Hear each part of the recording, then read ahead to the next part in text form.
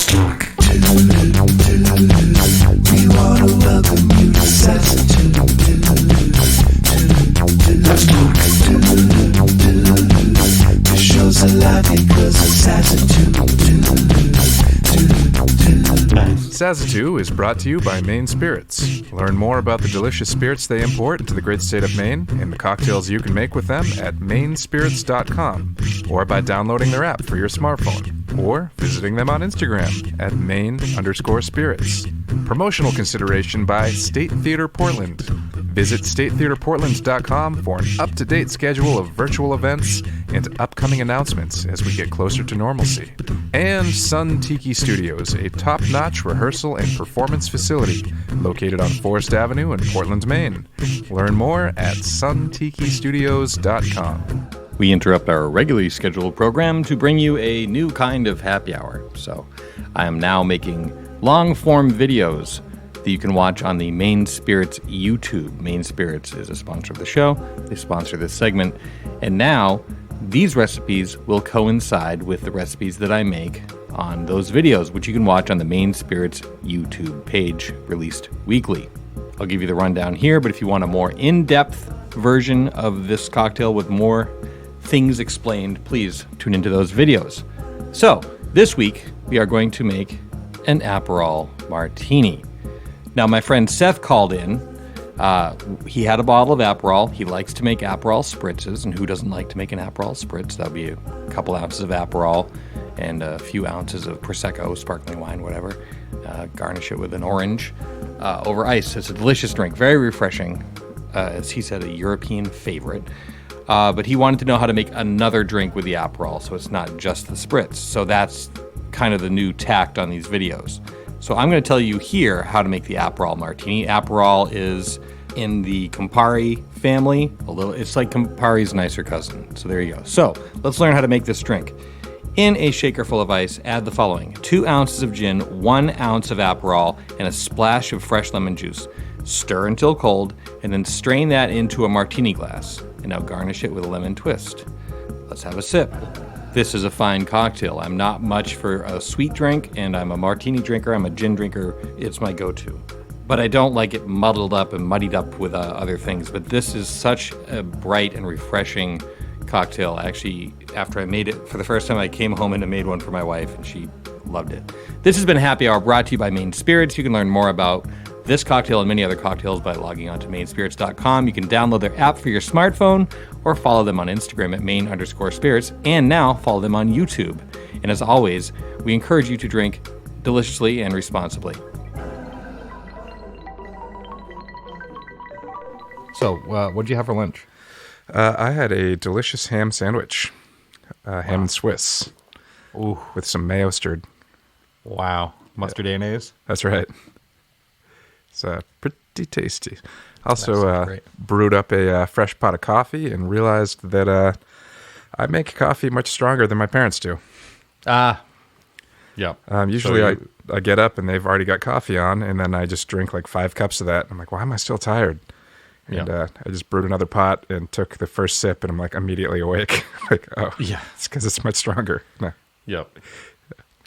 All the hair on your arms has stood on end. That's right. My bare chest is all of a sudden covered with hair. God, that paints a picture. What kind of show are we recording here? It's like the American Werewolf in London transformation is occurring. Yep. So I know that you're probably going to ask what I had for lunch. I was going to, but now you've saved me the effort. I had my wife made a tuna salad this morning. Tuna fish from a can, no bones. And, just like with some red onion, that kind of vibe, a little mayo. Oh, yeah. It was so good. And I had it on just like long leaves of lettuce, crispy lettuce. No bread-free? Bread-free. Yeah, I've been not eating the bread. Not as like a hard rule, but if I can avoid it, then I do. Yeah. So that when I inevitably occasionally go ape shit and go on an all pizza diet. Yeah. I don't feel as bad about it. But yeah, it was a delicious lunch, and I guess now I kind of sound like an asshole, but I'm also having a cup of detox tea. Nice. Yeah. Certainly not on any sort of pedestal as I describe this, because, all the other times I'm eating just like a jar of mayonnaise and, Irish coffee.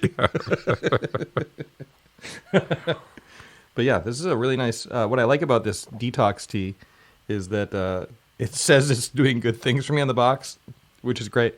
And then also it doesn't taste, like usually things that are particularly good for you can be a real chore to consume. That's true. Not the case here. Very tasty. Right on. Herby.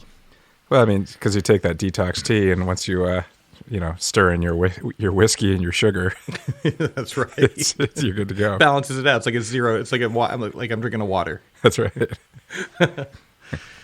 So today, Jones and I would like to discuss with you, the listener, movies that we consider to be sleepers. Like, they were neither huge hits and not necessarily like big failures either, but some of them were. Some of them definitely were. Yeah. And we kind of, so like, for instance, I only had watched Godfather 1 and 2 fairly recently. We're not talking about that. Like, I should just be watching that. That's not a sleeper. It's just one of the greatest movies ever. Yeah.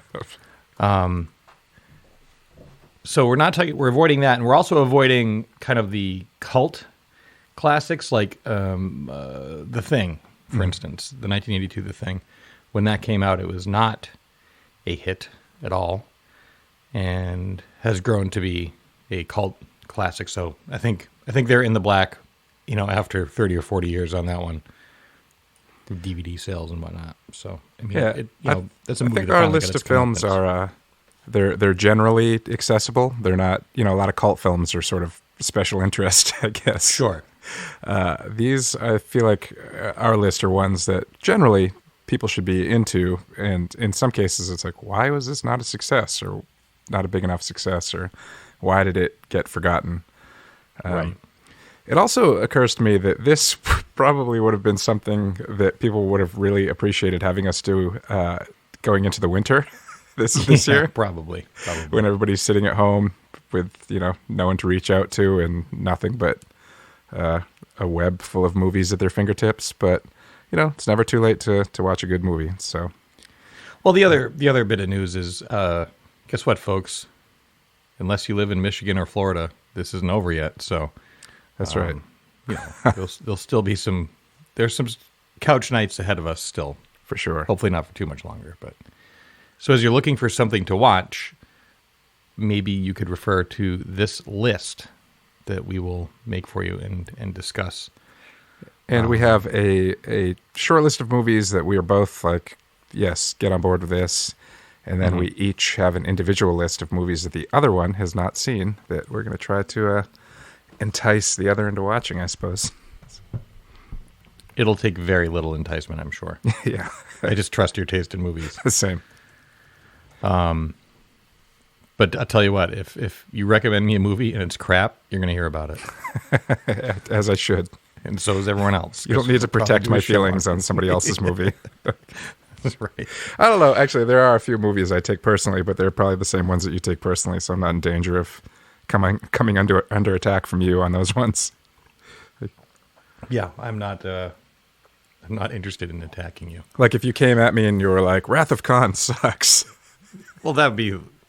then we're not friends anymore. Exactly. Like, that's like, who and what are we? What are we? Yeah. If that's true. Yeah, I think we can both step to that and both agree, masterpiece. Exactly. So on that note,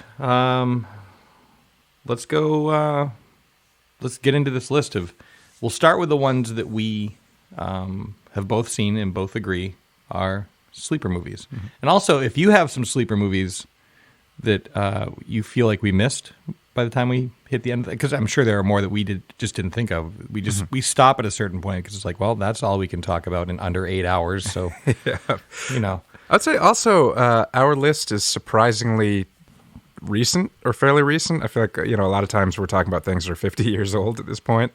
Sure. And a lot of the movies that we have on this list are like within the past 20 years. So, some stretch outside of that, but for the most part. Some within the past 5 or 6. Yeah. So, at the top of our list is The Frighteners, which is a 1996 movie directed by Peter Jackson, who went on to have some great success, as we all well know. Oscar winner, Peter Jackson, Lord of the Rings, Pacific Rim. The Hobbit movies were not my favorite, but they're also not terrible either. That's right. He was a producer on Pacific Rim, right? I forgot about that. No, he directed Pacific Rim, and then that's Guillermo del Toro. Del Toro. Yeah. I'm so sorry. I honestly get them confused because they're both nerds with beards and glasses, and they both make movies that I love so much. Yeah, that is Guillermo del Toro. So nice correct there. My bad. It's all right. That's what I live for. That's why I do this show, just so I can wait for you to slip up and correct you. Next week on Gotcha with Zach Jones. Now, Peter Jackson started with Bad Taste. He started kind of like Sam Raimi in the low budget world and graduated to mega director. And this was actually kind of his graduation ceremony that didn't go that well in the box office. Much like Steven Spielberg pulled Bob Zemeckis up into Back to the Future world. Mm-hmm. Robert Zemeckis then pulled up Peter Jackson to do The Frighteners. So Robert Zemeckis is a producer here, stars Michael J. Fox as basically kind of like a Ghostbuster, except there's that part in Ghostbusters where they think they accuse the Ghostbusters of actually planting the ghosts and then solving the problem. Mm-hmm. This is the case in this movie where Michael J. Fox rolls with, he has a team of ghosts that he can communicate with, and so they go and they haunt a place, and he comes in and has his smoke and mirrors show and solves the problem until bum bum bum. We'll leave it there. But it's great fun. It's a great movie, super underrated. And Zach went through and got some awesome information here that I'll parlay to you. It was made for $30 million, which is not nothing, in 1996, and it grossed worldwide $30 million, just under $30 million. Yeah.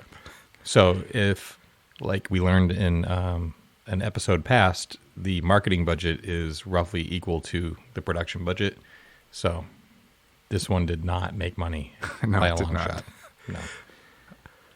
It's crazy that after, essentially a failure, financially anyway, that he got that big budget to make Lord of the Rings. Because, what did he do in between these? I guess I should open up his IMDb, but here I'll jump on there. Peter Jackson. Yeah, because The Frighteners was definitely his graduation to mainstream movie making, and it didn't go well, as you said. Right. But cut to a decade later, and he's on top of the world with $200 million Lord of the Rings movies, making large. Right. Well, I feel like he just like Steven Spielberg, he made movies that ate shit. Yeah. 1941, very famously, he was actually in trouble after that, so he knows what it's like to be up against it. Mm-hmm. He started with The Valley, which is a short film in 1976. 87. That reeks of student film. Bad Taste in 1987, which I think all these movies I'm about to mention would be considered cult classics. Mm-hmm. Meet the Feebles, which is a raunchy take on the Muppets, basically. Yeah. Dead Alive, which is a zombie movie, which is so over the top and pretty great. Heavenly Creatures. Have you ever seen that movie? I have not. Kate Winslet. It's kind of these two girls who end up creating their own fantasy world, basically. It's pretty awesome. Forgotten Silver was a TV movie, and then The Frighteners. And then, according to this, the next thing is The Lord of the Rings. Wow. Wow. So it looks like he kind of had to sit in the corner for 5 years. Yeah. They gave him like an enormous budget to. I mean, he built his own. He built his own studio. He built his own special effects team rather than like hiring out to ILM. Wow, that's wild. Huh. I mean, I guess that could take you 5 years to do. Yeah. Well, that must have been a wild conversation. Like, hey, this last movie you made tanked. Do you want to do Tolkien? Do you want to do these The epic... movie deemed unfilmable by Terry Gilliam? So, yeah, I mean, not to go down too much rabbit hole Yeah, there. The Frighteners is great fun. Michael J. Fox is likable in everything that he does, and even when he's playing a sleazy con man. Yeah. So, watch The Frighteners. That's a good one. Do you want to do the next one? Sure. The next one on our list is fairly recent, 2017, Blade Runner 2049. Dennis Villeneuve is, and obviously this was huge marketing. I remember seeing billboards all over LA and all that stuff. But let's see, $150 million budget. Sizable. The CWG, the cumulative worldwide gross, just under 300 million. So 260 million, yeah. Yeah, so it essentially broke even. Well, yeah. Ish. Yeah. It looks like it's in the red. Yeah. But I guess what was kind of surprising was, it's like the long-awaited, sequel to the groundbreaking Blade Runner. Mm-hmm. They got Harrison Ford back for it. Ryan Gosling's no joke. And the movie's awesome. It is. Despite having Jared Leto in it. Nobody makes me want to turn shit off more than Jared Leto. More than Academy Award winner Jared Leto. Oh, God. Yeah. I mean, the other thing about Blade Runner 2049 is it so easily could have just been another version of the original Blade Runner. Mm-hmm. Like a reboot, you mean? Yeah, just like a reboot. And instead, it is very much a sequel. And it's actually, in a way, a smarter movie than the original one. I mean, I'm obviously a huge fan of the original Blade Runner, but Same. It's a pretty simple, there's a lot of like complicated themes within the movie, but the overall like plot of the movie is pretty simple in the original Blade Runner. This one definitely has a lot more twists and turns going on, and a little bit more like, I don't know, depth and even intelligence to the plot. And it's all successfully done, like all across the board. I would think that maybe its lack of overall success is not in its filmmaking, but just in the modern film-going audience. I don't know if they have the patience for a movie to take its time developing its scenes and characters, or themes and characters, the way that this does. I mean, I don't want to knock Marvel movies because I'm a huge fan of all those movies, but I feel like that's what audiences go to see now when they go to the theaters. Like they want, get me into the action scenes and the big budget effects and stuff. Less talk, more rock. Mm-hmm. And Blade Runner definitely takes its time. Well, that's how it stays like in canon, so to speak. In universe, because like it maintains the mood of the original, the vibe. And like the music's kind of like, if not the same occasionally, then similar. And this might be blasphemy, but I've seen the original Blade Runner. I've been reading about and watching it since it came out, 1982, obsessing over it. Because it was like a lot of film firsts happened in that movie, so it's super important. And informs how movies are made to this day. Mm-hmm. But I don't know, like 2049, it might be a better movie. I mean, I feel like, the original Blade Runner is also a movie that Ridley Scott keeps going back to it because the initial theatrical release was not the movie that he stood behind totally.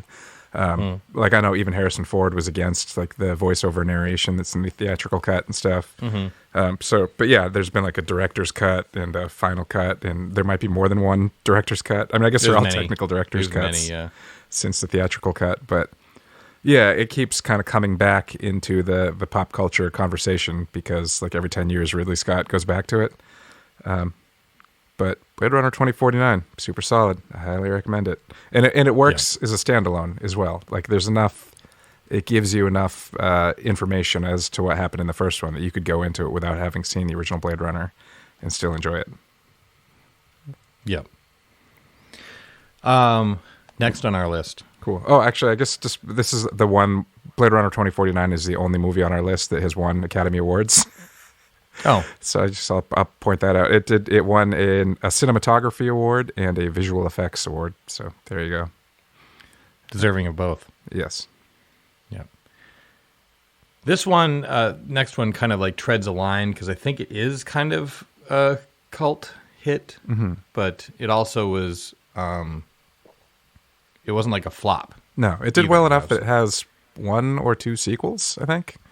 At least one. Were probably made with similar budgets and probably earned similar amount at the box office. No. Chronicles of Riddick. Well, so we're talking about Pitch Black.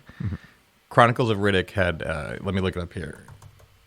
Chronicles of Riddick. It was made in 2004. The original was made in when? 2000. Yeah, so 4 years later, this is a big enough hit that they decided to make a movie. I'm looking for the budget here. I guess while you're searching for that information, I will talk about Pitch Black. This is a movie that actually you introduced me to. I somehow had never even heard of it when it first came out. And but yeah, science fiction. I believe they're like it's like a transport ship or something with a whole like different people on it. There might be cryosleep, I think. That's right. The ship, something goes wrong. The ship has to emergency crash land on a planet. And Vin Diesel is a convict and murderer. Had some sort of thing where he's light sensitive but can see in the dark. And there are these beasts that live in the caves that only can exist in the dark. And there's about to be an eclipse on the planet that's going to make the whole planet dark so they can come out. So he's like the guy that nobody trusts because he's a convict, but also the guy that has the skills to help them survive this situation. Yeah, he had his eyes altered while in prison because so he could see in the dark because he was like in an underground prison kind of thing. And there's a guy transporting him that is a cop. Or is he? Bum, bum, bum. And so that movie was made for a very reasonable budget of $23 million. And it looks great. It's fun. Oh, it looks that's pretty low budget for 2000. I mean, yeah. Ghostbusters was made for $25 million just for in 1984. Yeah, Chronicles of Riddick, which is not as good, had a $105 million budget. Wow.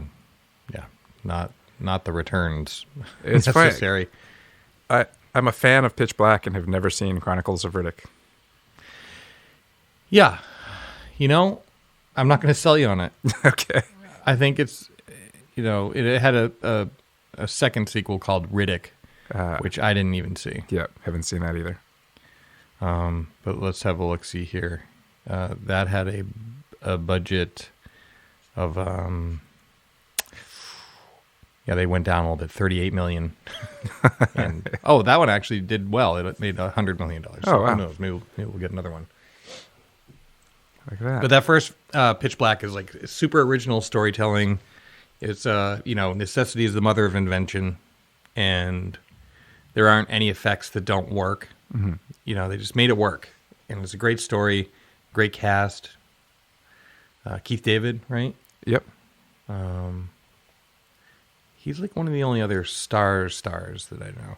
Yeah, and I mean, Vin Diesel wasn't even really a star yet, was he? Well, no, yeah, he did The Boiler Room. Oh, that's right. I remember that one. So that had Oscar talk. Yeah.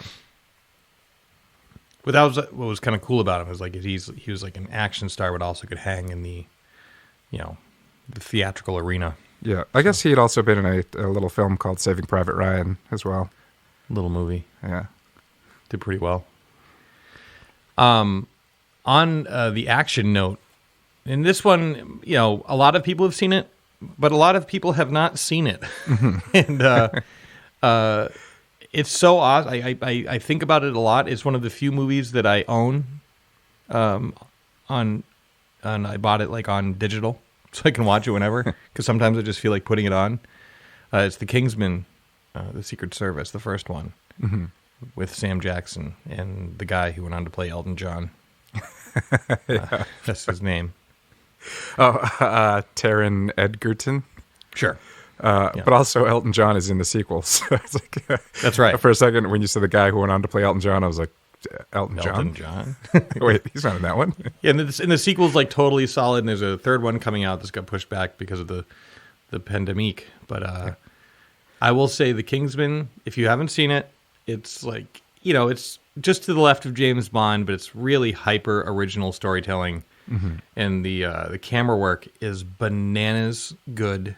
And there's an action sequence in this movie that I will say, dare I say, puts nearly every action sequence ever filmed to shame. Yeah. It's just like ridiculous. It's, treads on, or not, maybe crosses the line of absurdity, but it's so well done. It's so well done. It's so cool. Yeah. And it goes on and on and on. Like usually it's like, fight. Guy runs away to safety or whatever. Your protagonist. Nope. Keeps going, and it's unbelievable how long it lasts, and how long it's compelling. Sometimes I just watch that scene just because I just can't believe they did it. It's an achievement. Why do you feel, or why do you think that this movie feels like a sleeper to us, even though it looks like it was a pretty enormous success? Yeah, I mean, worldwide, I don't know.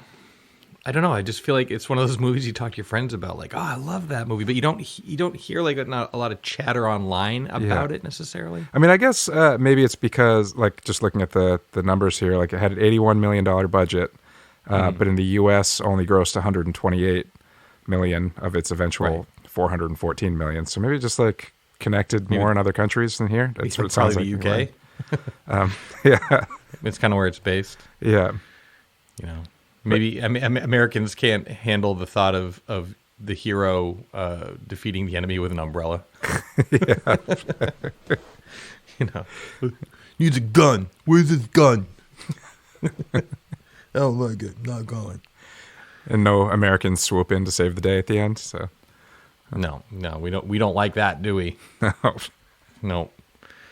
And the sequel was totally solid, very good, and I will look forward to the third. Yep. But if you haven't seen that, check it out. Next on our list. Wow. Is a little film from 2016 called The Nice Guys, written and directed by Shane Black, who I've got a fun fact for you. Maybe you know this already. Bet I do. Shane Black wrote the original Lethal Weapon, and he wrote it while he was in college. I believe it was like whatever, one of his screenwriting assignments. Right. So that's sort of his breakthrough. He also was an actor in the original Predator movie. And writer. And he directed the new Predator movie, which is not good, but no. The Nice Guys is excellent. I was definitely let down by, it was called The Predator. When I heard he was on board. Because that's a franchise that's like been eating shit for years. Yeah. Pretty much since the original one, it's been eating shit. Yeah, agreed. I got to go back and watch Predator 2 again. I think I was a little hard on it. It's been a good while since I watched it, but if memory serves me correctly, I don't think you were hard on it. Okay, yeah. I want to give it credit for kind of having the balls to like take it, putting it in LA, totally different tone, visual tone. Like that Predator is green, Predator 2 is orange. Yeah. And also like Predator, you've got Muscle Man Arnold Schwarzenegger, and Predator 2, you've got Everyday Man Danny Glover. I know. It's like Danny Glover in an action. Even though he's a staple of action movies, like, Lethal Weapon, the Lethal Weapon franchise would be horse shit without him. For sure. But he's never the one like jumping off the bridge. He's always I'm getting too old for this shit. Yeah. I'm just a month away from retirement. I can't do this, even though this. What am I doing? The first movie, he's a month away from retirement. Yet the franchise went on for over a decade. For years. Riggs. But The Nice Guys. Yeah. Right. We're talking about a different movie. That's right. Yeah. I love Danny Glover so much. Like he can do no wrong. He can do no wrong. I'm going to go back and watch Predator 2. But The Nice Guys. Yeah. I knew nothing about this movie going in. My experience, and it was like on like Netflix or whatever. Mm-hmm. And I saw Rygoz and Russ Crowe. Mm-hmm. I'm like, okay, Yeah. And I just. I loved it. It was so funny. It's great. I mean, this is another one so it came out in 2016. I have no idea how it flew under my radar, but I didn't see it till last year or something like that. Mm-hmm. Especially, with those two actors who are both, especially Gosling, I feel like was, huge at the time. Yeah, it was right around like La La Land. Yeah. So, yeah. But yeah, late 70s, Ryan Gosling is like a sleazy private investigator, and Russell Crowe. Sleazy by way of dipshit. Yeah, yeah. I mean, he's a moron and a drunk. He's a moron. And Russell Crowe is like muscle for hire, basically. Sure. Who initially just is punch hired first, ask questions later. Yeah. Initially, he's hired to rough up Ryan Gosling's character, and then they find themselves working together for the rest of the film after that. Kind of uneasy relationship with a tough guy and a moron. Mm-hmm. I was pleasantly surprised by Russell Crowe's comedic, talents, his delivery talents. Yeah. I think it's because he didn't really, he got to play it straight. I feel like he's funny in the situation. Yeah, he's a straight man. Yeah. But he's definitely, he shows up for work. For sure. But Ryan Gosling just like chews up the scenery. He's so good in it. It's kind of like more akin to like the version of them that we get on SNL. Yeah. It feels a lot like The Big Lebowski, if The Big Lebowski was actually about something. Sure. Because there actually is it's a similar sort of following clues around Los Angeles, and they intersect with the porn industry. Yeah. But there actually is something going on, and they actually are investigating something, unlike The Big Lebowski, where it's just they're just floating around with almost nothing happening. Yeah. It's Lebowski is like a tale of philosophy. Yeah.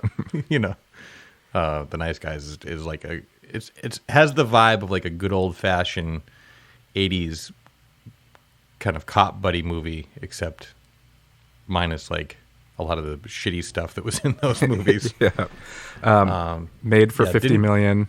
Yeah. Worldwide gross 62, almost 63. So. Womp womp. Womp womp. But watch it. Yeah. Get that number up. Very You'll love good. it. If you don't like it, we'll be shocked. This kind of this is a filmmaker, Michel Gondry, French filmmaker, who started off making music videos, did a lot of videos for the White Stripes. I believe he did one for some for Beck. But he's just a super creative visual director. He just uses a lot of it's just super creative. If you were to take that childhood sense of wonder and creativity and apply it to an adult, I think that's a apt description of the way he makes movies. A lot of people know about him. He's well respected within, film nerd circles for sure. And he did have some pretty hefty success with Eternal Sunshine of the Spotless Mind. Yep. Kate Winslet and Jim Carrey. I always said Drew Carey. Jim Carrey. And but this one remains my favorite of his. The Science of Sleep is very good, but this one's just so ridiculously fun and over the top, starring Jack Black. And I'm pausing because I want to say Mos Def, but it is Mos Def. But he's also going by a different name. Oh, that's right. Sorry. That's okay. Now I see why you were pausing. I was like, yeah, Yazim Bey. Yeah. who, fantastic musician. Oh, both of them are actually fantastic musicians, but I mean, certainly the records he made as Mos Def are like so good. And then, man, what an actor! He was also great in Hitchhiker's Guide to the Galaxy. Mm-hmm. He's so good. And the two of them are just, he has such like a calm, even presence, but also this goofiness. He's down for the goof. And Jack Black, is Jack Black as Jack Black. He's always Jack Black, and it's always great. Yeah. And so the plot here is that these guys work for a video store, like a little video rental place, and they're left in charge of it, and somehow they manage, like through some sort of magnet something, they erase all the movies. They're like, oh no, we're going to be in such trouble. What do we do? And so the plot is them refilming all the movies themselves, like over the tapes. Wait, did we even mention the name of the movie yet? Be Kind, Rewind. There it is. I'm so sorry. We didn't. Okay. Be Kind, Rewind. It's just so... It's so fucking funny and creative. It's like watching a bunch of adult children. Yeah. And they say, because they've recreated all the movies with just them in a home video, they say they're all imports from Sweden. Right. It's like this niche following. Yeah. Yeah. Eventually they end up doing like a crank in business because of they're offering something so unique. Yeah. I feel like that's sort of become, even though this movie was not a big success, that the term "sweeted" has kind of become a thing because a lot of people do it on YouTube now. It's like they're cheap home movie versions of big budget theatrical movies. Yeah, that's the process is the movies have been sweeted. Yeah. There's one scene in particular that, and I don't think I'm gonna spoil anything for anybody in saying it, but it's like it's one of those moments where you're like, this guy is so creative that there's a heist portion of the program and they're doing some sneaking around and they're trying to not get caught by the cops, and all of a sudden they're like climbing this fence and they stop, freeze, and they just stop, and the cop kind of like goes by and doesn't see him because their outfits are painted to exactly blend into the background, exactly where they are at that moment. It would only work in that moment. It's just and that's like the spirit of the whole movie. It's just like, you're like, yeah, sure. Like, yeah. That's like, every now and then I watch old Siskel and Ebert reviews. Sure. And there's one where they're reviewing Rambo 2, which is a hilarious review. Because they're just like, so the U.S. government recruits Rambo to go into POW camps and take pictures. Like, if they just wanted pictures, they got the wrong guy. This guy would push a button and crush the camera. But there's that one part where Rambo is like, he's hiding in the mud, and he comes out and puts a knife at the guy's neck or whatever. And Roger Ebert's just like, how did Rambo know to hide in that mud and wait there just for that right moment for that guy to step in front of him? It's like, it is pretty ridiculous when you break it down like that. But yeah, the fact that in Be Kind, Rewind, they have the exact things for that one moment painted on. Like they're climbing a chain link fence and they're like, we better paint ourselves just in case we get caught, Yeah, in this particular spot. But because of the spirit of the movie, because of the awesome spirit of the actors in it, it's you're down. It is ridiculous, but it doesn't make you want to turn it off. It's like, this is case in point. Be Kind, Rewind. If you haven't seen it, it's really top notch. Yep. Deserves more props. I feel like this next one on our list might be the sleepiest sleeper that we have. The sleepiest of sleepers. And this is from the year 2000. In the year 2000. Drowning Mona. Mm-hmm. Which I remember was one, I think when Ache rented it at one point when we were all living together, and we were all just like, what is this? Yeah. And then spent the next, almost 2 hours laughing very hard. Yes, and then the following 20 years quoting it potentially daily. So Bette Midler plays Mona. And I think it's the opening scene, I think, shows her like hurriedly leaving her home, and she like goes to the wrong car or something. Like I think it's her son's car and her key works, so she just goes and takes the car. And then she's going down a hill and the brakes aren't working, and she ends up driving over the cliff.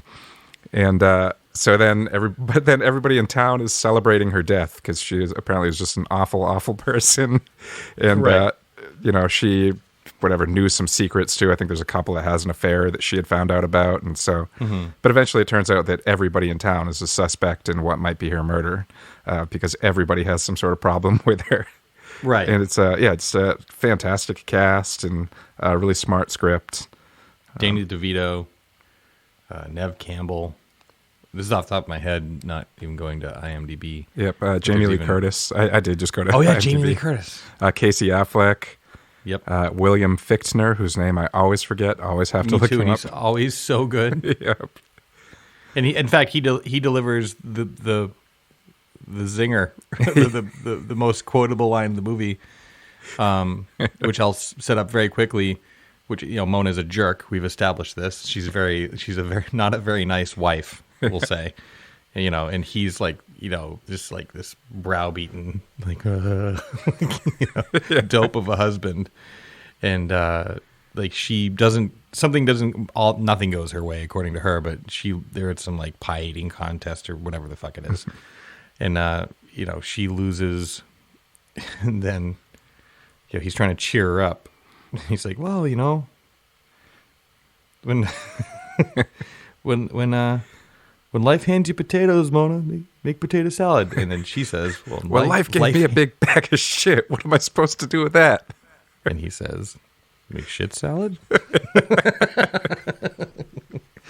It also should be noted that it's set, I believe, in a Pennsylvania town, and it was a Yugo test market in the 80s. So everyone in town has a Yugo. And you've never seen as many Yugos, I promise you. And Danny DeVito is, he crushes at everything. But he's great in it. He plays the cop who's just trying to get to the bottom, the cop who even he didn't like Mona. So he's kind of but he is trying to get to the bottom of it because they figure out that it was murder.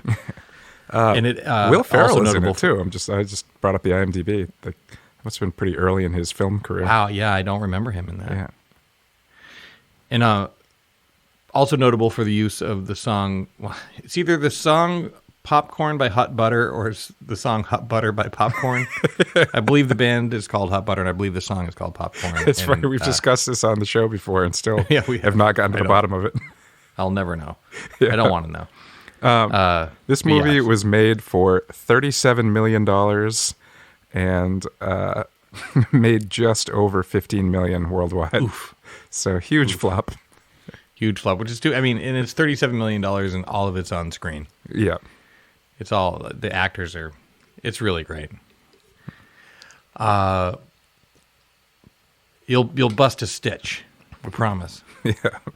Moving on into more modern territory, and this movie wasn't a outright flop. It's probably like a break even, but certainly here in the U.S. it didn't make anywhere near its budget back, which is unusual considering it stars Tom Cruise and Emily Blunt. But it's The Edge of Tomorrow, parentheses, Live, Die, Repeat. And Zach and I have discussed this, and one of the reasons we think that it didn't connect with the audience is because of the poster. Yeah. The movie was called Edge of Tomorrow, but the three biggest words on the poster were Live, Die, Repeat. And then they changed the name of the movie. Yeah, it was really Live, Die, confusing Repeat. marketing, for something that obviously. So it cost them $178 million to make. Tom Cruise and Emily Blunt, two huge stars. I think Tom Cruise was in the middle of a run of science fiction. I think right around the same time he did Oblivion. Yeah, and which is also a good movie. What also confused me because I was like, wait, which one is? I thought in my brain they were kind of the same movie, maybe. Sorry to interrupt. Oh, it's all right. But yeah, the fact that it just way underperformed, and the marketing was just so confusing that it's this movie's called The Edge of Tomorrow, but everything says Live, Die, Repeat. And now sometimes I'm looking at, whatever movie blogs or whatever, and they're calling it Live, Die, Repeat. I'm like, what is the name of this movie? Is it Edge of Tomorrow or Live, Die, Repeat?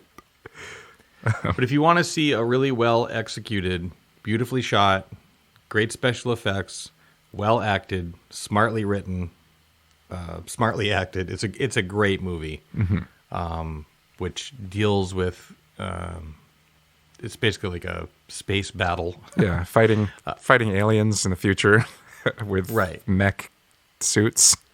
Yeah, but then also there's a time travel piece where they kind of get to keep, live, die, repeat. Yeah, it's like Tom Cruise is in like a Groundhog Day situation in an alien war. Right. Yeah, that's a good description of it. But it was it was great. I mean, fantastic. Directed by Doug good. Liman, who did Swingers way back in the day. Oh, wow. And then also directed the first of the Jason Bourne movies. He did The Bourne Identity, and then Paul Greengrass did all the other ones.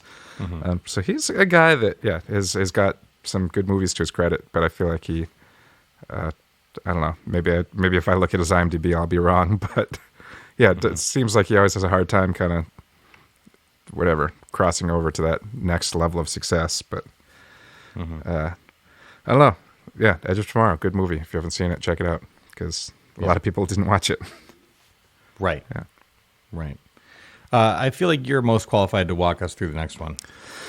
All right. The next movie on our list is this one. I can't believe, so many people have not seen it, or probably even heard of it anymore since it's so far removed. From 1997, a movie called Copland, directed by James Mangold, who more recently did Ford versus Ferrari, which is also great. He did 2 Wolverine movies, The Wolverine and Logan.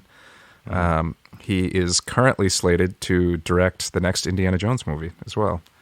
Oh, that's great news. Yeah. But this movie, Copland, is, again, it's probably one of his early, movies with people and money behind it. And it's like everybody's in it. De Niro, like all of Scorsese's regulars, like Ray Liotta, Robert De Niro, Harvey Keitel. They're everybody's along for the ride, but it stars Sylvester Stallone with all these like heavyweight actors.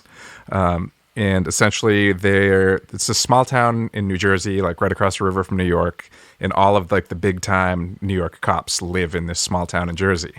And, Stallone, like all of the other ones, wanted to be a big time New York cop, but he rescued somebody from drowning when he was younger and lost his hearing in one ear, so he couldn't be on the New York police force, but he's the sheriff of this small town where all of his constituent, or whatever, all the people that live there are all cops who just don't take him seriously. He's like a joke because he's the sheriff of this small town. But they're involved in crooked shit. There's what's his name? Michael Rappaport plays like the young hotshot New York cop, and he gets wrapped up in, he accidentally kills people at the beginning, and then he plays it stupid. Yeah, he tries to hide it, and then it ends up faking a suicide. And there's just all this like stuff going on. De Niro plays an internal affairs guy who's like wants Stallone to help him, with this, but he kind of like idolizes all these big city cops. And De Niro with a respectable comb over and a mustache. That's right. Yeah. De Niro actually plays a very similar role in this than he does in Backdraft as well, where he's like... That's very true. There's like the big cast, but he's like separate from that big cast, like kind of doing... And also as an investigator. Right. Yeah, and also with like... I think he's got a mustache and a comb over in that one too. That might be true. But yeah, Copland is great, and somehow Stallone, and maybe it's just because he doesn't have any lines really. I mean, he says very few words. It's like all his acting is physical in this movie, but he carries his weight alongside these like heavyweight actors. Absolutely, yeah, and it's great. I think people would obviously say like Rocky's like his best performance, but I would argue that this is his whatever. Yeah, Tour de France. Yes, that's right. I think that's what they use in the acting world. Right? Okay, do you want? Yes, this movie. Well, made for $15 million, made 44. So it did well, but it did not do. I remember seeing it when it came out and just going to the theater and like, right, everybody, right, guys, right, and no one saw this movie. Like, what's the fucking deal? I feel like Stallone as the lead actor in it was maybe a turnoff for a lot of people. Like, people are used to seeing him blow things up and kick ass. And in a movie where he's playing completely against type alongside all these great actors, I think a lot of people were just like, I don't know, I can't watch Stallone in that kind of role, but he's so good in it. That's what sold me on it. I mean, obviously, like all the other actors too. Yeah, but I think if it hadn't had Stallone in it, I'd still watch it because of all the other actors. But my expectations would be like, I know what this is going to be but he's the wild card in there. Yeah, exactly. What? Yeah. So the next movie is one of my favorites. I watch it as often as I want to, which is often, and I have for years. I didn't see it when it first came out, but Nobody's Fool, starring Paul Newman, we got Bruce Willis, Melanie Griffith, Timothy Hutton, and a number of other great character actors that you'd recognize.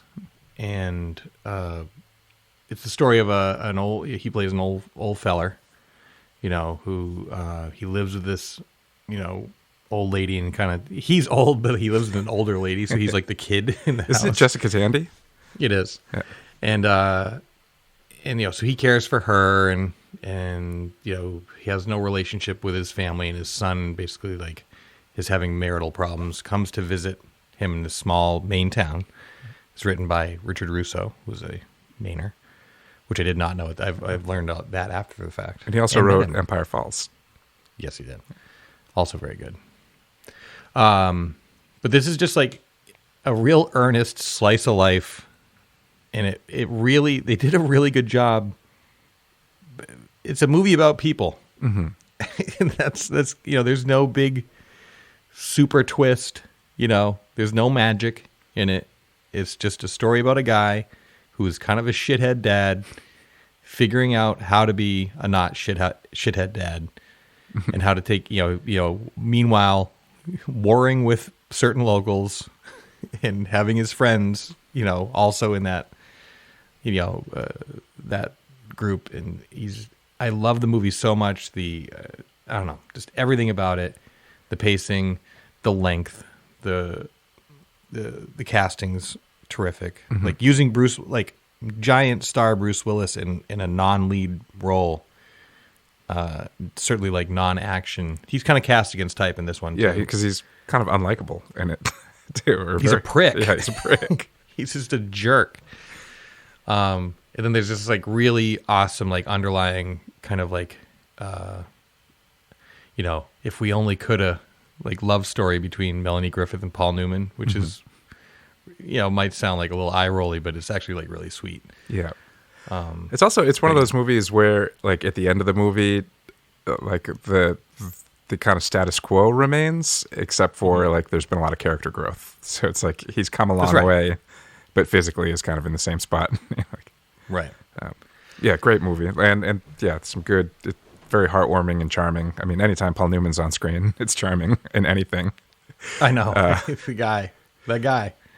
But yeah, that, and there's some good laughs too, like the whole gag about the snowblower and stuff. Yep.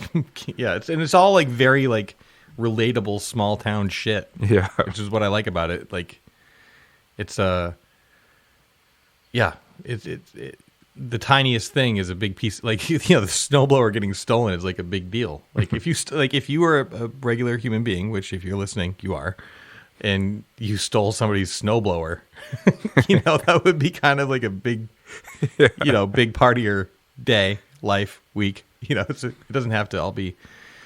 So it's all the little actions that make the whole, and it's all like super believable. And I don't know. Sounds like we're promoting like just like this. Yep, just a regular snapshot of a day in the life of some people. 5 stars, A+. Paul Newman was nominated for a Best Actor Academy Award. He did not win, but got that nominee. So there you go. He was robbed. He was robbed in 1994. Who was that? 1994 Best Actor. Oh, I guess it would have been the 95 awards, right? Oh, yeah.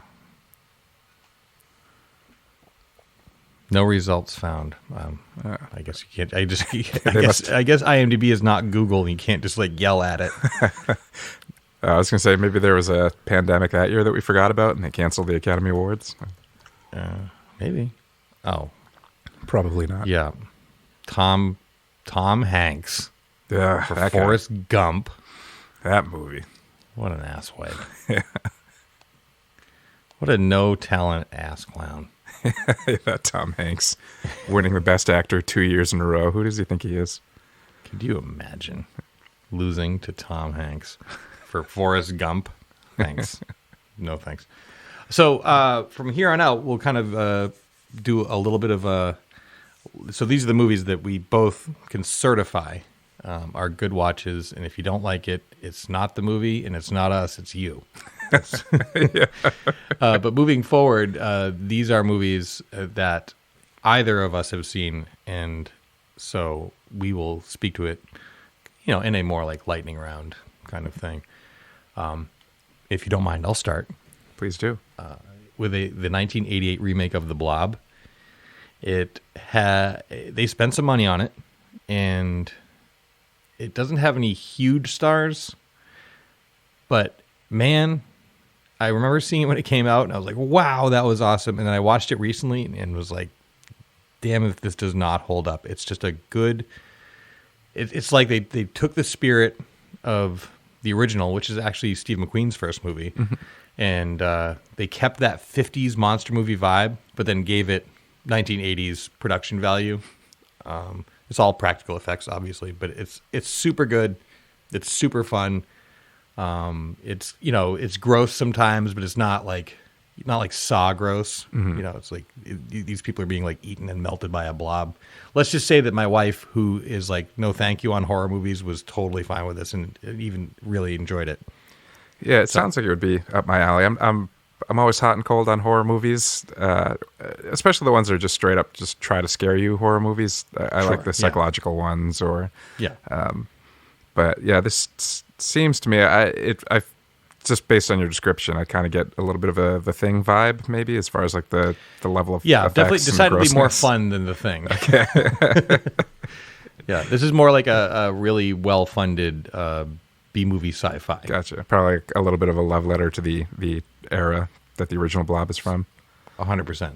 Yeah, it's like the director Chuck Russell was like, I see you, but unfortunately, I might. It's weird when you look at a cumulative worldwide gross and realize that you account for a percentage of that. It's notable. It's only made like $8 million, which is a bummer. It is a bummer. And then also, while I guess I'll blow through my list if that's doable. Sure. Also a horror movie. I guess a lot of mine are horror, but 30 Days of Night is a super creative vampire movie that takes place, I believe, in Norway, or at least one of those parts of the world where it stays dark or light for long periods of time. Mm-hmm. And vampires descend upon this very, very remote, like fishing town, on the first day of 30 days of straight darkness. So it's 30 days of these people trying to survive vampires with no hope of sunrise for a long time. Yeah. And it is, I'm not a big vampire movie guy because, whatever, like it just doesn't really speak to me. And I'm not like, oh, Twilight, I like they're fine, but this one's really creative and really creatively done. It's like a very creative premise. And it's actually like the vampires are like, oh, those are scary monsters. It's not just like, charming creeps flying around with long fingers. It's like, I remember seeing, or maybe not seeing any marketing, but I remember reading about this in, I guess, 2006 or wherever, the year before it came out, and being like, that's a really, like, and again, I'm not a big vampire guy either, but I remember just seeing that concept and being like, that's really cool, that's really original, and then never seeing the movie.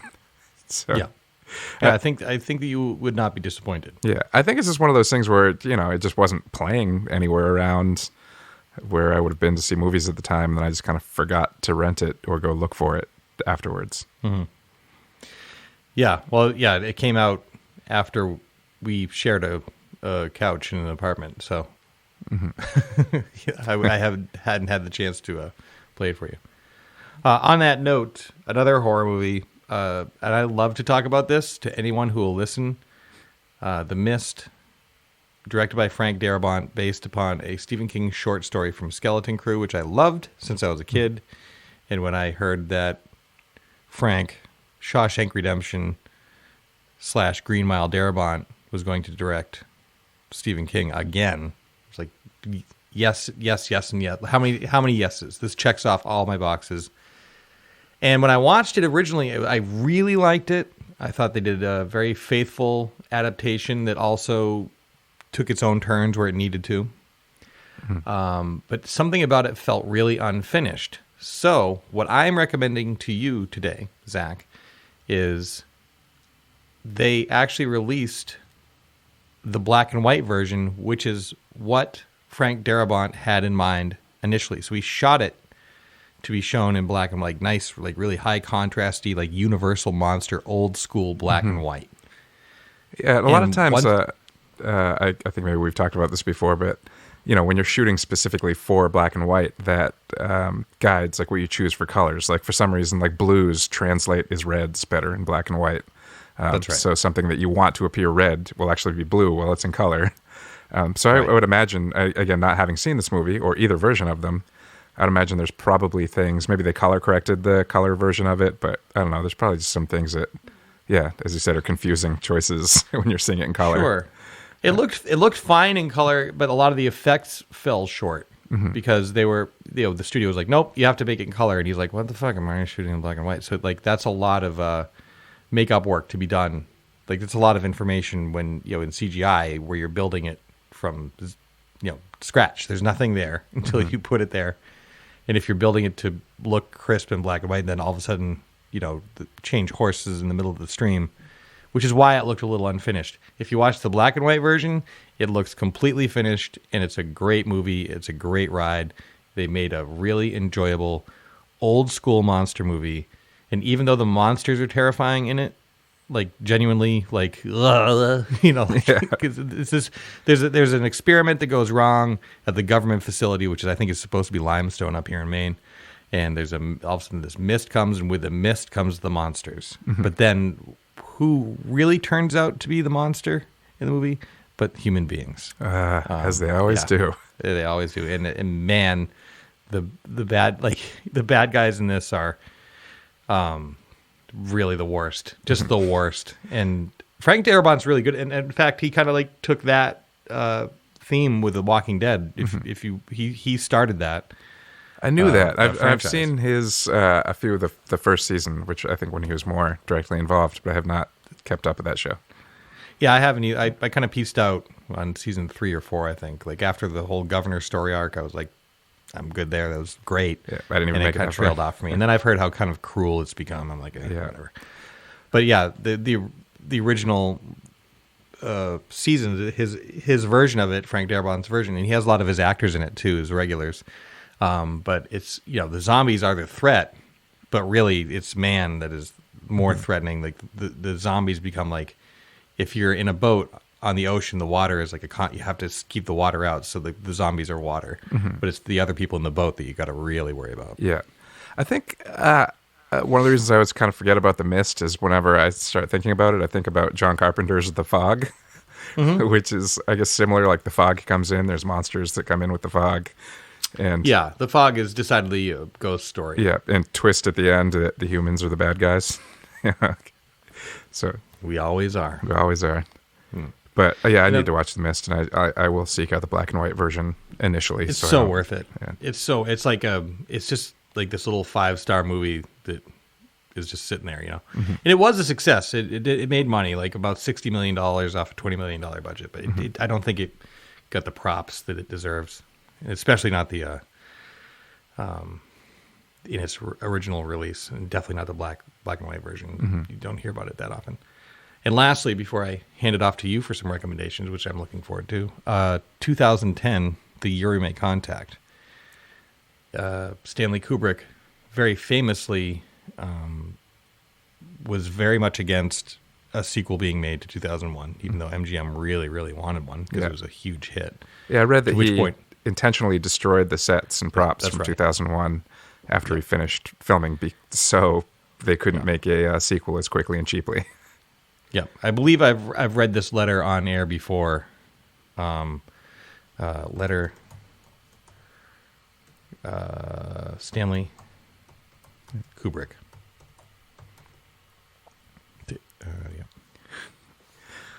Yeah, it's so good. So he wrote this to the head of the company. It's pretty ridiculous. Where are we here? Boop, boop, boop. I should say it's embarrassing that I haven't seen 2010 because obviously I'm a huge fan of 2001. But also I have had the 2010 DVD on my shelf pushing a decade now. Sure. And for some reason still have not. Maybe it's just because I don't put any DVDs in my DVD player anymore. Right. But yeah, it's weird that I remember, getting that used. Or actually, I think a friend of mine gave it to me because I had done some work. And he was like, I don't have any money, but just grab some DVDs. I was like, okay. And then just still haven't watched it. Great cast and Stuart Copeland's score and obviously a sequel to one of my favorites. But I have no excuse, really. No, they did a really good job. If you can, the only problem I have with it is the casting of Rob Schneider. I would have Rob Schneider and Adam Sandler do not work in this movie. I like them usually. No, Roy Schneider, who's great. I have no complaints about him. He's awesome in Jaws and The French Connection. He's great, but he's a little too smooth to play the character he's playing. Mm-hmm. And he replaces an actor from 2001. But once you just kind of get on board with that's the guy, he does a great job. He makes it his own. He does a great job in it. But it's John Lithgow, Bob Balaban, Helen Mirren. The special effects still hold up, and they do a great job really creating a mood and kind of getting you back into that. There's a sense of wonder to it. There's a lot of Cold War allegory in it. Basically, a giant monolith is discovered out by Jupiter, and American scientists are on a Russian vehicle because that's American territory.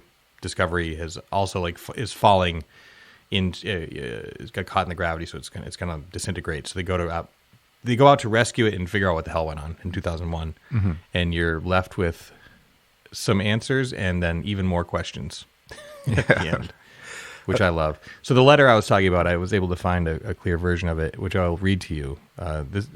Stanley Kubrick did not want this movie made, mind you. And this is long before it was made. So this is August 27th, 1970, to James Aubrey Jr. at MGM.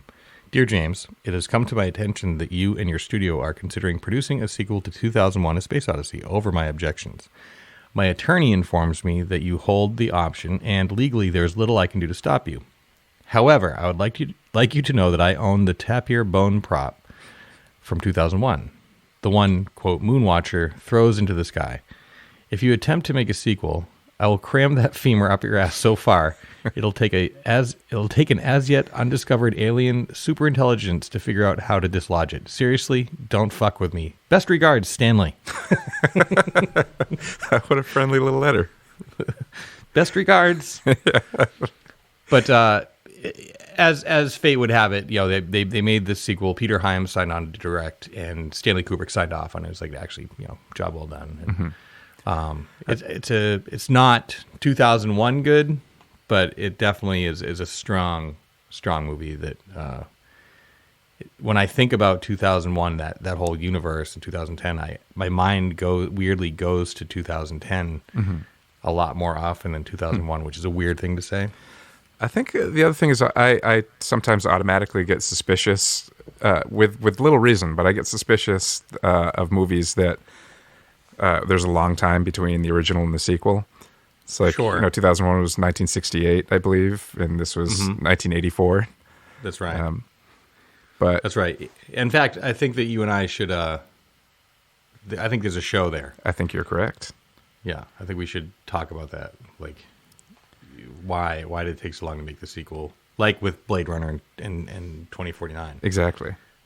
And in both cases here, again, I haven't seen 2010, but Blade Runner, the sequel's great. And you stand behind 2010, so I'm going to go ahead and say that's great, even though I haven't seen it. It is. So. It's definitely was made in the 80s.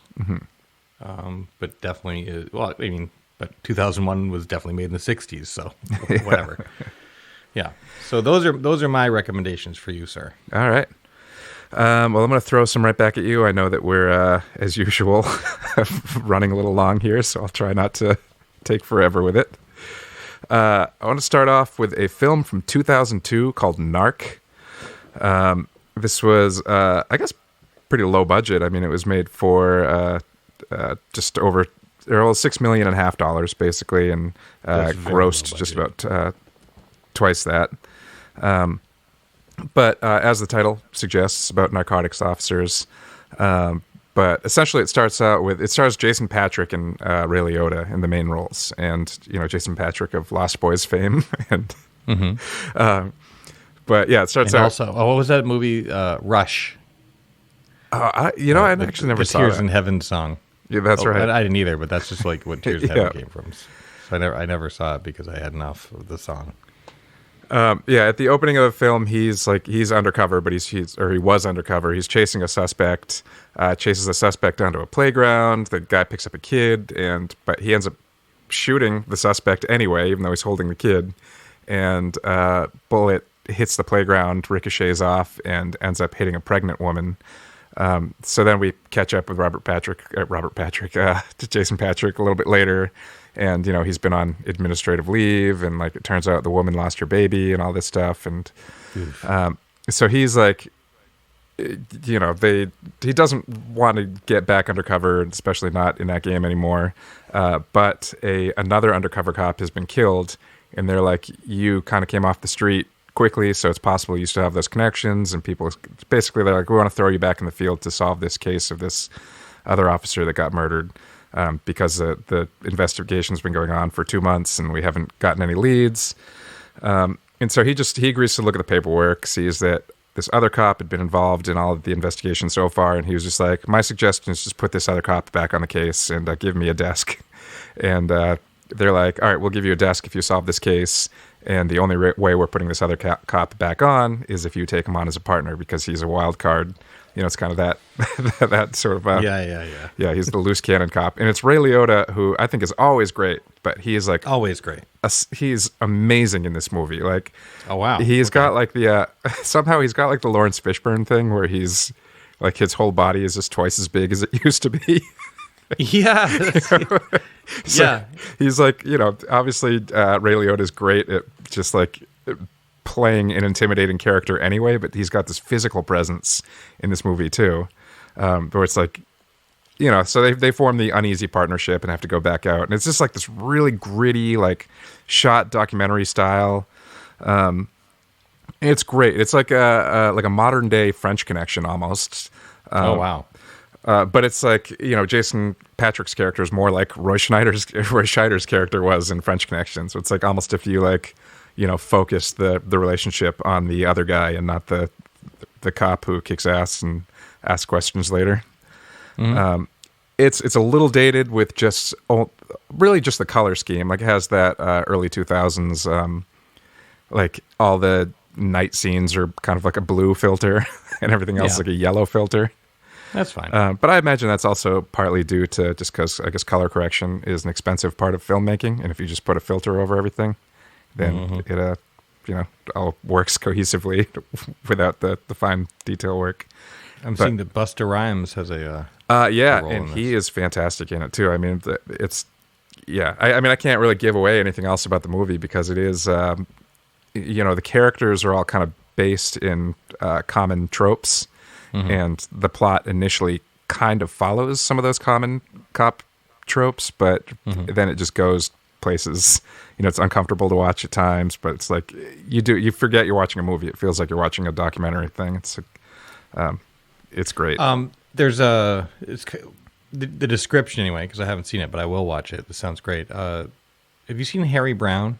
Yeah, with Michael Caine. Michael Caine. Yeah. That movie starts off with an atrocity that I can't unsee, but if the movie wasn't so excellent to follow, I would just be mad at it. Yeah. But it really sets it up, and it's it's like it's a very original movie where like Michael Caine like steps up and defends his neighborhood basically. So it's just I'm hearing some similarities. That's all. Right on. Yeah, I stand behind Narc. Go watch that if you're into gritty cop things. I am. Also, another movie I want to recommend is from 1995 called Devil in a Blue Dress. It's stars Denzel Washington right around the time where he was kind of becoming a big star, so it's kind of surprising that this movie did not catch on. But there's an author, Walter Mosley, I believe is his name, who's written this series of books about this character named Easy Rollins. And actually, my parents are reading some of the books right now. My brother bought my dad a couple of them for Christmas, just kind of on a whim. And I was like, that sounds familiar. I think that's a character from this movie. And it turns out Devil in a Blue Dress is actually the first novel in that series. Oh, wow. And their intention was to make him a recurring character, like to make a series of movies. But Devil in a Blue Dress severely underperformed. On a budget of $27 million, worldwide grossed $16 million. But it's like it's a film noir, Los Angeles in the 40s. Denzel plays a guy who's just got home from the war. He owns a home in like a middle-class neighborhood, which is like the most important thing to him, but he doesn't have any work. And eventually there's this girl that goes missing, and she's like, she's associated with a guy who's trying to run for mayor of the city and all this stuff. And so Tom Sizemore shows up as this kind of like, sleazy, kind of gang affiliated guy. Character. What's that? He shows up as a Tom Sizemore. Yeah, he shows up as a Tom Sizemore, and basically he's like, hires Denzel Washington because he can, obviously go into the black clubs and stuff like that. Hires him to get some information on this missing girl, and so he takes the job because it's easy money. But of course now he's in, with these mob guys who keep wanting more and more out of him, and he keeps finding out more things from, all over. At one point, he calls in his buddy from Houston, named Mouse, who's just like, a troublemaker, like loose cannon. And it turns out that's Don Cheadle in early performance, and he's amazing in it. Denzel's always amazing. And Don Cheadle's always great. Yeah, period Los Angeles, like great costumes and old cars and stuff like that, and film noir style. So it's, Denzel is kind of given the detective voiceover the whole time, but I'll take it. Instead of being like sold. Instead of being like Humphrey Bogart, noir voiceover, it's like it's Denzel is like a unassuming, like, what did I get myself into? Right. I would listen to Denzel read the phone book. Yeah. It's another great one. It's a shame that they had to stop. They didn't make any more movies, but that one's should great. Pick it back up. They should. I mean, yeah. Denzel could still do it. Too. Oh, for sure, yeah. But he could also do anything that he wants. That's true. I mean, I guess they would have to move the setting from the 40s to like the 60s or 70s at this point. But yeah, so it could be Home from Vietnam, maybe. Yeah. Well, they wouldn't have to move it. They could just. Well, I mean, they could also reshoot it. That's true. Like reboot it. Anyway, why don't I go ahead and watch the original before I franchise this thing out? Another movie that could have been a franchise but did not perform well is the movie Dredd from 2012 with Carl Urban. So Judge Dredd, the character is from the comic books, which I've never read. Stallone did a version of Judge Dredd in the 90s that I saw that. Yeah, it's a terrible movie that everybody hated. Very bad. For some reason, everybody watched that one, but everybody hated it. So yeah, I think, and that being the only thing that people knew about Judge Dredd, kind of cursed the character. That's the reason I have not seen Dredd. Yeah. But Judge Dredd is the essential setup is the same as the Stallone one, where it's it's the future. The cops are judge, jury, executioner, which is actually maybe another reason why it's not so widely celebrated in the modern time. Yeah. So there's been some sort of fallout or something like that, where basically it's like the world is like this vast no man's land, except for these super overpopulated city areas. And the city areas are so overpopulated that basically each block is like its own city, and they're all built into like high rises. And so this is basically, it's just supposed to be a day. Like, it's not supposed to be anything spectacular. It's just supposed to be a regular day at work for Dredd. And he is, got a rookie that he's taking under his wing, and they get called to go into this building, and where there's this drug lord who's at the top of the tower, basically, and they need to go investigate. And they get in there, and the tower gets locked down, so they can't get out. And she puts a hit on them. She's basically like, there's 2 cops in this, in our facility. Whatever, I'll pay you this much to wipe them out. So the whole thing is just them trying to, like, trapped in this building, shooting and all this. Like, it's just great action. It looks great. Carl Urban's great. Like, he never takes his helmet off. You never see above his mouth, like. Right, like RoboCop. Yeah, and it's actually, there's a movie from the year before, an Indonesian movie called The Raid. See, that I've seen. Okay, so this Dredd is very, very close, like plot-wise, it's very close to The Raid, but instead of being martial arts action, it's shoot 'em up in future tech. So if you liked The Raid, I would definitely say watch Dredd, because it's the same kind of premise, but just a different take on it. It's great. Okay. Also, if you haven't seen The Raid, to the listener, I would suggest that as well.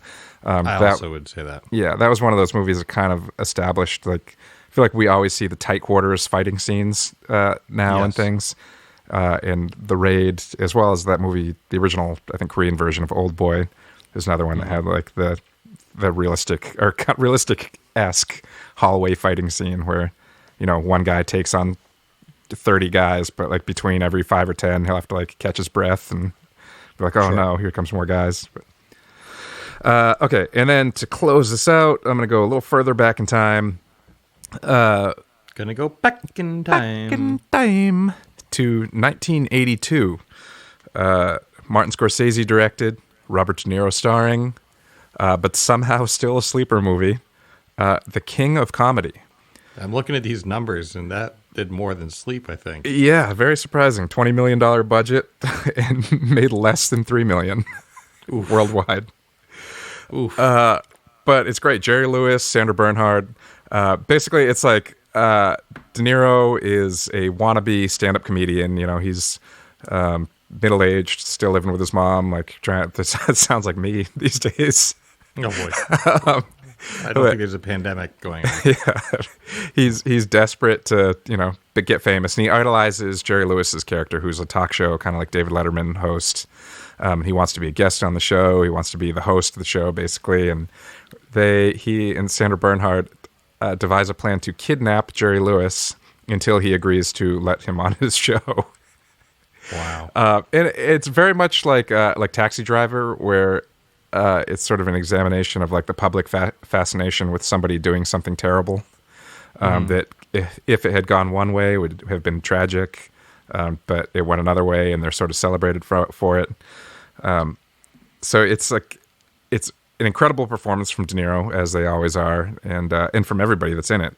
And it's funny, but also terrifying, and yeah, it's just it's great. It's De Niro plays like another guy with a comb over and a mustache. Yep. It's funny, like listening to you describe it, and why haven't I mean, regardless of whether it was a bomb or not, that's not why I didn't watch it. I just, for some reason, that I think it's like the only Scorsese movie I maybe haven't seen. Maybe. I mean, I feel like Of that sort of original era of Scorsese and De Niro working together, New York, and The King of Comedy are the two that for some reason just didn't. New York, I have didn't not break seen through. Right. They're both good. But The King of Comedy is great. Hearing you describe it, it sounds like there's a lot of parallels between this, The King of Comedy, and the Joaquin Phoenix Joker. Definitely, yeah. It's the same, yeah. Like, I think, yeah. I mean, to the which Joker point kind of De Niro is hired as, it stars as the talk show host this time. Yeah, Yeah, I think I always felt like that's probably one of the reasons why De Niro is cast in Joker, because there's a lot of crossover, like mood-wise and character-wise, between Taxi Driver and the King of Comedy in Joker. But yeah, there's a lot. I think in Joker, he fantasizes, I think, about being on that talk show and fantasizes about like telling jokes and having that guy love it and all that, and that's straight out of the King of Comedy. I guess that's how, like, when J.J. Abrams brought on Steven Spielberg to produce Super 8 so he could just rip him off. Yeah. I want to do lens flares now. Well, I mean, I'll probably watch that one first. Fair enough. I mean, it's you won't be disappointed. So that's our list of movies. That's it. We could go on. We went on too long. We always go on too long, but whatever. The best thing about a podcast is you can turn it off.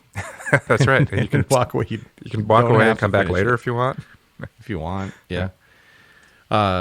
So, man, it's funny, like, talking about, obviously I want to see all these movies that you described to me. They all sound great, but it's also making me want to go back and rewatch all the other ones that we had talked about. Same. Yeah. And I think that's saying, if that's saying something. I think that we are sincerely invested in all the movies that we have described to you. That's right. That black and white version of The Mist, I think, is calling my name very soon. Ooh, you're really chef's kiss. It's what happens when smart people and talented people are both on the right side of the camera that they're supposed to be on. Yeah. And that all happens, and then other smart people take those results and chop it up into a good story. It's good stuff. All this stuff. I like it. Also, I gotta say, Devil in the Blue Dress is great. Calling to me. It's almost sounds like a pre-LA Confidential. Yeah. I mean, I guess it beat it by a couple of years, but it's same sort of deal. All right. Well, folks, we hope you enjoyed the show and hope we enjoy watching some of these movies. And as always, you can reach out to us on the Instagram. Let us know what you think. That's right. Thanks for listening. And thank you, Spencer. Jones, thank you. Thank you. SAZETU is brought to you by Maine Spirits. Learn more about the spirits they bring into the state of Maine at mainspirits.com and what to do with them by downloading their app for your smartphone or visit them on Instagram at Maine_spirits. Promotional consideration provided by State Theater Portland. Learn more at statetheaterportland.com and Sun Tiki Studios. Learn more at suntikistudios.com.